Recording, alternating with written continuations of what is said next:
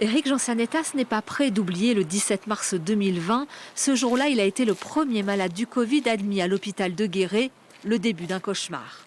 En détresse respiratoire, il a cru mourir, seul, sans même pouvoir serrer une dernière fois les siens contre lui. L'angoisse fait aujourd'hui partie du passé, mais le Covid a laissé d'autres séquelles. La moindre petite côte devient quasiment un Himalaya. J'exagère un peu, hein, mais même beaucoup. Mais ça devient compliqué quand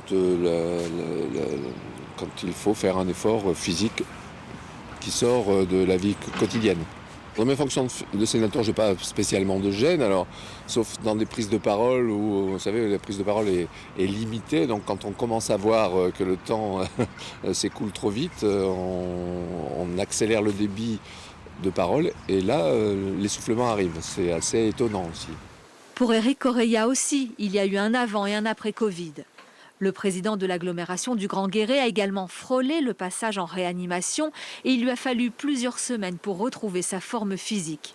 Désormais sorti d'affaires, sa préoccupation, c'est l'avenir. C'est 2 mois de ma vie pratiquement qui m'ont mis complètement à plat.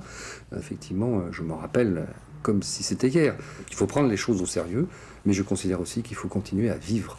Et donc, je souhaite qu'on réouvre les cinémas, les théâtres, etc., en mesurant et en prenant en compte ce risque-là. Mais en tous les cas, il faut continuer à vivre. Une crise sanitaire, sociale et économique dont la seule issue reste la vaccination, estiment les 2 élus creusois.